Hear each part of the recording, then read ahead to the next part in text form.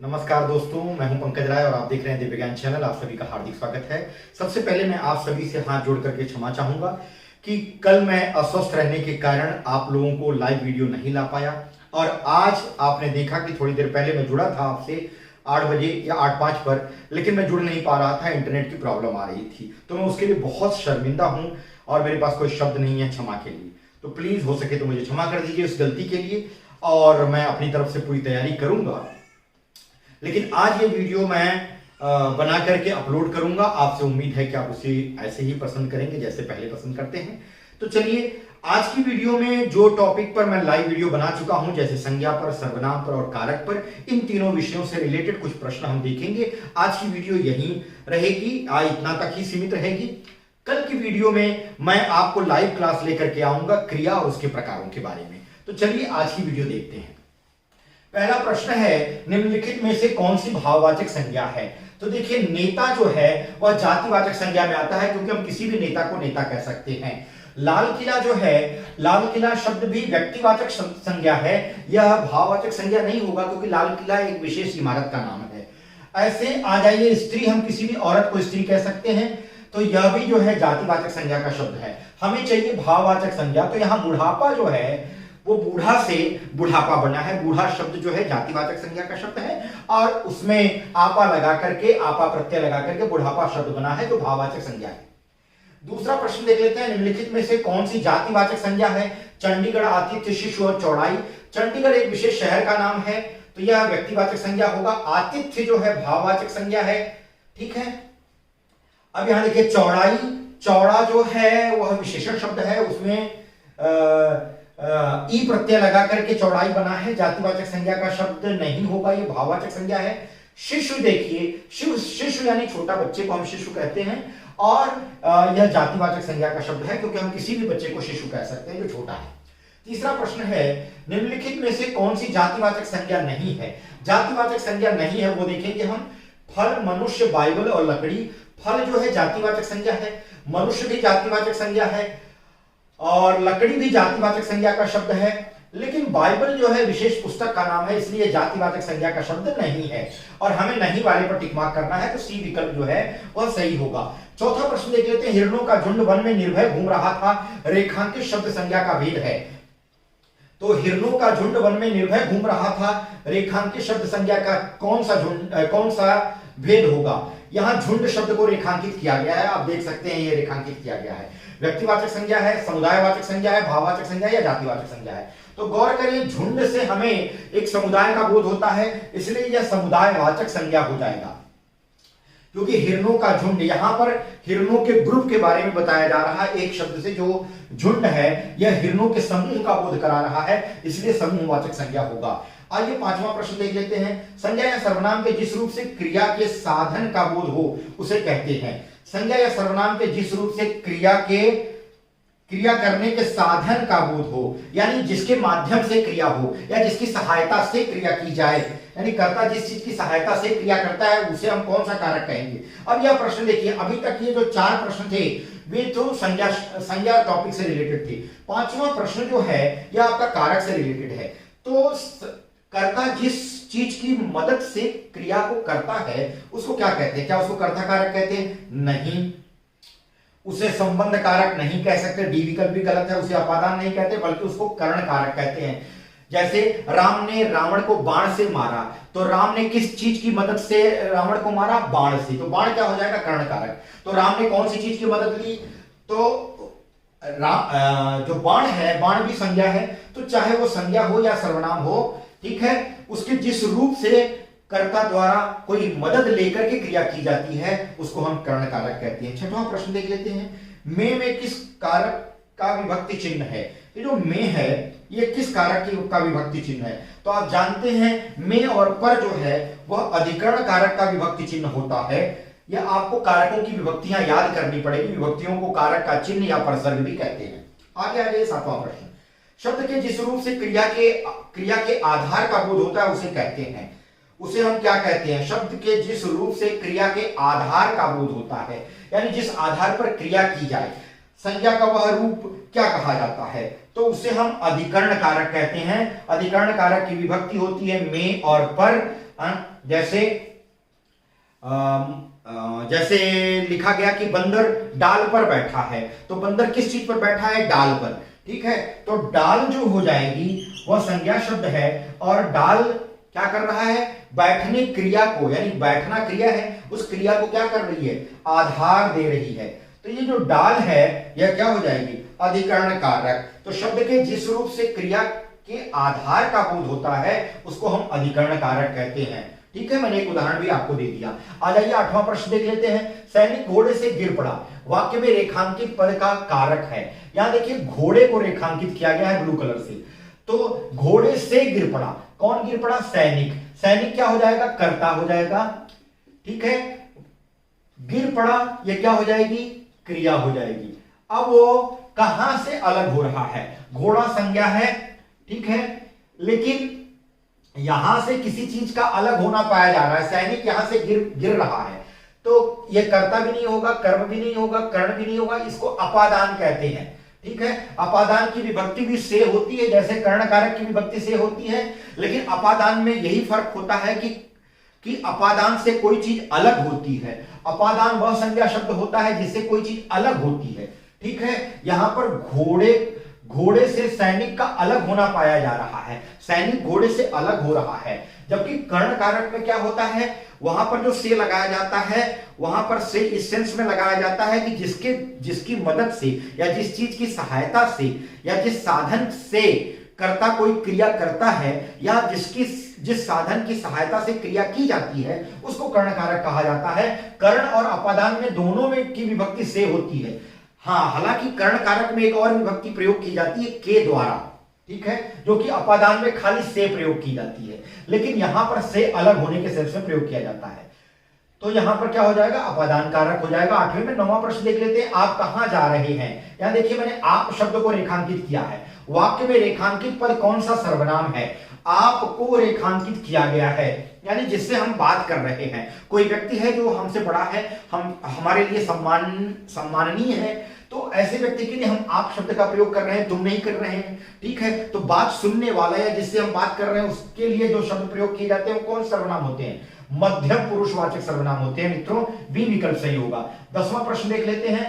पिताजी मेरे लिए कुछ लाए हैं। अब यहां देखिए कुछ शब्द आया है, कुछ लाए हैं, रेखांकित सर्वनाम का भेद है। ये जो कुछ है वो कौन सा रेखांकित कौन से सर्वनाम का भेद होगा?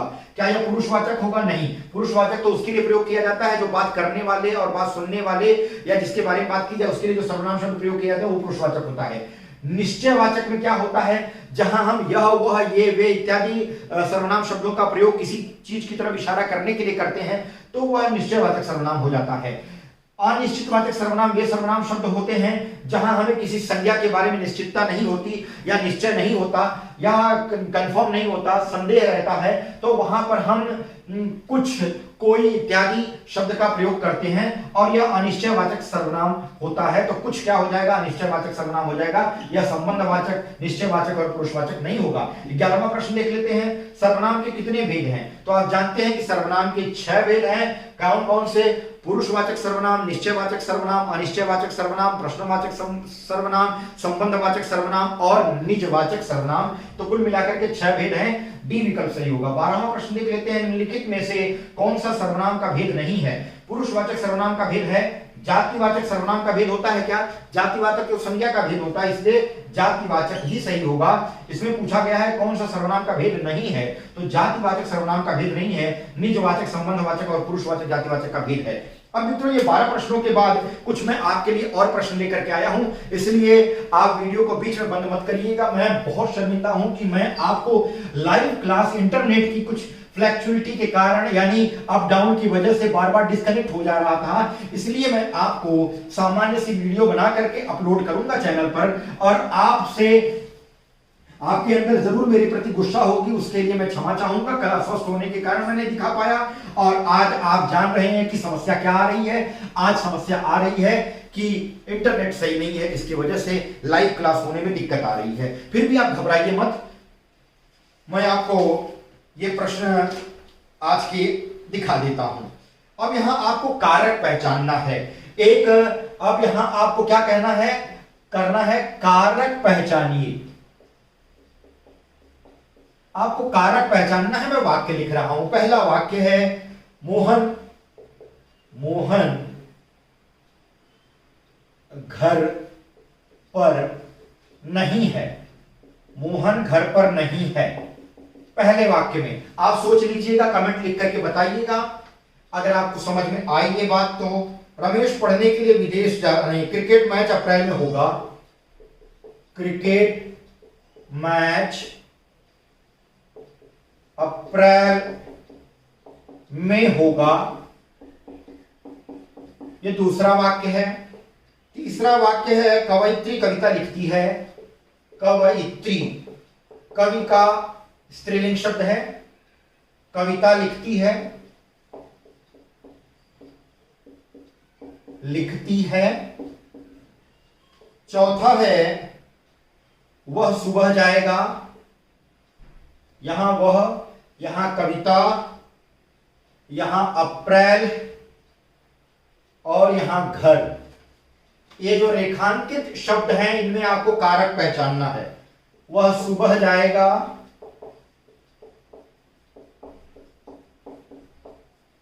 पांचवा है साधुओं को भिक्षा दो। छठवां है मंदिर के भीतर भगवान की मूर्ति है। और सातवां है जेब कतरे ने चलती बस से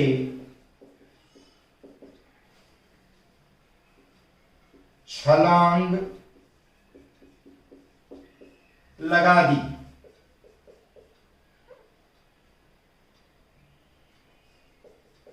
ये मित्रों 7 वाक्य हैं जो मैं आपके लिए नोट डाउन करके लाया था। कुछ परीक्षाओं में पूछे गए थे। यहां विकल्प लिखने की मुझे जरूरत नहीं समझ में आ रही थी। आप अपने दिमाग से बताइए। अगर मान लीजिए विकल्प नहीं दिया है, समझ लीजिए, तो आप अपना दिमाग चलाइए। यहां मोहन घर पर नहीं है, यहां घर को रेखांकित किया गया है, तो यह कौन सा कारक होगा? तो मित्रों जान लीजिए, मोहन घर पर नहीं है। यहां घर जो है संज्ञा शब्द है, ठीक है, और यह आधार का कार्य कर रहा है किसी क्रिया के लिए, तो क्या हो जाएगा? अधिकरण हो जाएगा। क्या हो जाएगा? अधिकरण कारक हो जाएगा। क्रिकेट मैच अप्रैल में होगा। अब देखिए, होना, क्रिया के होने के लिए आधार का काम क्या कर रहा है? अप्रैल। अप्रैल क्या है? एक महीने का नाम है, तो ये भी अधिकरण कारक हो जाएगा। में पर अधिकरण कारक की विभक्तियां होती हैं। कवयित्री कविता लिखती है, लिखती है। मैंने बताया था आपको, अगर जो वाक्य में क्रिया हो रही है उसको करने वाला जो होता है वह तो कर्ता होता है, ठीक है। कवयित्री कर्ता हो गई, और लिखने का प्रभाव किस पर पड़ रहा है? कविता पर पड़ रहा है, तो कविता क्या हो जाएगी? कर्म। अगर आपको समझ में ना आए कि यहां पर क्रिया का प्रभाव किसके ऊपर पड़ रहा है, तो आप एक काम करिएगा। अगर आप कर्म पहचानने में आपको दिक्कत हो रही है, तो क्रिया से पहले क्या शब्द लगा करके प्रश्न करिए। क्या लिखती है, तो आपको उत्तर आएगा कविता। तो कविता क्या हो जाएगी? कर्म हो जाएगी। तो ये कविता कौन सा कारक हो जाएगी? कर्म कारक हो जाएगी। कारक पहचानने में आपको क्या हो जाएगा? कविता को क्या लिखेंगे? कर्म कारक। अब आ जाए, यहां वह को अंडरलाइन किया गया है, लिखा गया वह सुबह जाएगा, ठीक है। यहां वह क्या है? वह सुबह जाएगा। कौन सुबह जाएगा? वह क्या हो जाएगा? कर्ता कारक। आपको पहचानना क्या है? कारक, न कि सर्वनाम। कंफ्यूज मत होइएगा। अब तक मैंने आपको संज्ञा, सर्वनाम और कारक का कराया कुछ। अब यहां मैं कारक के कुछ लिए कुछ और वाक्य लेकर के आया था। आ जाइए, यहां लिखा गया साधुओं को भिक्षा दो, ठीक है। तो यहां ये मत समझिएगा कि ये कर्ता कारक है, या यहां पर को लगा है तो को तो कर्म कारक की विभक्ति होगी, इसलिए कर्म कारक हो जाएगा। नहीं, जिसके लिए कोई कार्य किया जाता है, भले ही देखिए यहां पर को लगा है, को की विभक्ति जो है संप्रदान कारक में भी मिलती है। संप्रदान कारक की विभक्ति ज्यादातर हम जानते हैं कि के लिए होती है, लेकिन कुछ स्थितियों में संप्रदान में को भी प्रयोग किया जाता है। कब? जब किसी के लिए कार्य किया जाए। तो यहां पर साधुओं के लिए भिक्षा देने का कार्य किया जा रहा है, तो यहां पर जो है यह संप्रदान कारक में आ जाएगा। हाँ जी मित्रों, ये सेंटेंस हम देख लेंगे। मंदिर के भीतर भगवान की मूर्ति है, यहां देखिए भगवान को रेखांकित किया गया है। अब मंदिर के भीतर क्या है? मूर्ति है। अब ये गौर करिएगा, ये मूर्ति शब्द जो है किसकी मूर्ति के बारे में बात की जा रही है? भगवान की मूर्ति के बारे में बात की जा रही है। ठीक है, बात किया जा रहा है। ठीक है, अब गौर करिए, यहां भगवान जो है यह संज्ञा शब्द है और मूर्ति से इनका संबंध बताया जा रहा है। ठीक है, किसकी मूर्ति है? भगवान की। तो का की के जो होती है विभक्तियां ये संबंध कारक की हो जाती है, तो भगवान शब्द क्या हो जाएगा? संबंध कारक हो जाएगा। भगवान शब्द क्या हो जाएगा? संबंध कारक। भगवान शब्द संबंध कारक हो जाएगा। साधुओं का मैंने बताया आपके लिए क्या कि ये संप्रदान कारक हो जाएगा। 7वां प्रश्न देख लेते हैं। जेब कतरे ने चलती बस से छलांग लगा दी। अब गौर करिए, छलांग लगा दी। ठीक है, किसने छलांग लगाई? जेब कतरे ने। जेब कतरे ने क्या हो जाएगा? जेब कतरा क्या हो जाएगा? कर्ता कारक हो जाएगा। कहां से वो छलांग लगाया? बस से। बस क्या है? संज्ञा शब्द है। अब हमें बताना है कि यह संज्ञा शब्द कौन सा कारक है। बस के नीचे अंडरलाइन किया गया है, रेखांकित शब्द ये है, तो ये कारक कौन सा होगा? अब देखिए, जेब कतरा जब जो भी किया हो, उसने लूट मार की हो और इसके बाद वो बस से छलांग लगा करके बाहर गया, तो वो उसका बस से अलग होना पाया जा रहा है। तो यहां जो से प्रयोग किया गया है वह करण कारक न होकर के बल्कि अपादान कारक होता है। ठीक है, कर्ता ने कर्म को कर्ण से संप्रदान के लिए, अपादान से अलग होने के लिए। तो यहां इस संज्ञा से जेब कतरे का अलग होना पाया जा रहा है। उसने बस से छलांग लगाई, यानी बस से अलग हो गया। तो जिस संज्ञा के या संज्ञा के जिस रूप से कोई चीज का अलग होना पाया जाता है उस संज्ञा को हम अपादान कारक कहते हैं। तो ये अपादान कारक हो जाएगी। मित्रों, मैं आज के लिए बस इतना ही। कल मैं आप सभी के लिए लाइव क्लास लेकर के आ रहा हूं जिसमें मैं आपको क्रिया और उसके प्रकारों के बारे में विस्तार से चर्चा करूंगा। मैं आपसे बहुत क्षमा चाहूंगा कि मुझसे कल क्लास नहीं हो पाया। मैं अस्वस्थ था बहुत ज्यादा। मैं पिछले काफी दिनों से अस्वस्थ चल रहा था, बुखार तेज हो गया और मैं इस लायक नहीं था कि आपको वीडियो लाइव दे सकूं। और आज जब मैं 8 बजे वीडियो दे रहा था तो आप देख रहे थे कि किस तरह से इंटरनेट की वजह से आपको प्रॉब्लम हो रही थी। क्षमा करें, आप लाइव क्लास नहीं देख पा रहे थे, तो मुझे मजबूरन लाइव क्लास बंद होकर के आपको नॉर्मल वीडियो बना करके अपलोड करके देना पड़ा। और मैं समझता हूं मेरी इस चूक को आप सभी क्षमा करेंगे और अपने प्यार को बनाए रखेंगे। अगली वीडियो में मैं फिर आपसे मिलूंगा, तब तक के लिए बहुत